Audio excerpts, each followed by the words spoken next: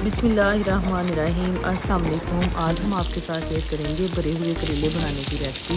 तो सबसे पहले ही हमारे चैनल को सब्सक्राइब करें और हमारी वीडियो को लाइक और शेयर लाजमी कीजिएगा। ठीक है जी, ये करेले हमने लिए हैं, इनको हल्का हल्का सा हमने छील लिया है और इनको दरमियान में कट लगा के सारे बीज आपने रिमूव कर लेने हैं जिस तरह ये मैंने किए हैं। अब इनको अच्छी तरह वॉश करेंगे और आप देखें कि इनके अंदर पानी ना हो, इनको ड्राई होने के लिए रख दें। अनारदाना आपने भिगो दिया है। हरी मिर्चें, लहसुन, प्याज, अदरक और सब्ज़ धनिया जी हमने काट लिया था। अपनी आसानी के लिए जी हमने इनको क्रश किया था।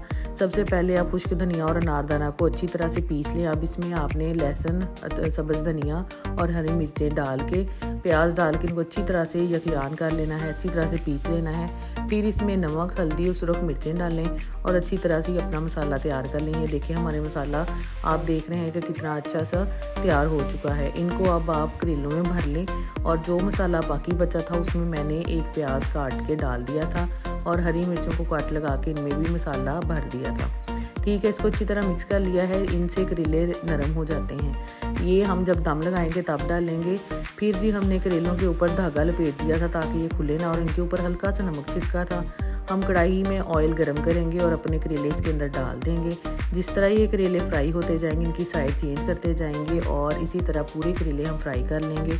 जब ये करेले फ्राई हो जाएंगे, जो मसाला और प्याज हमने मिक्स किए थे वो हम इसके ऊपर डालेंगे और सब्ज़ मिर्चें।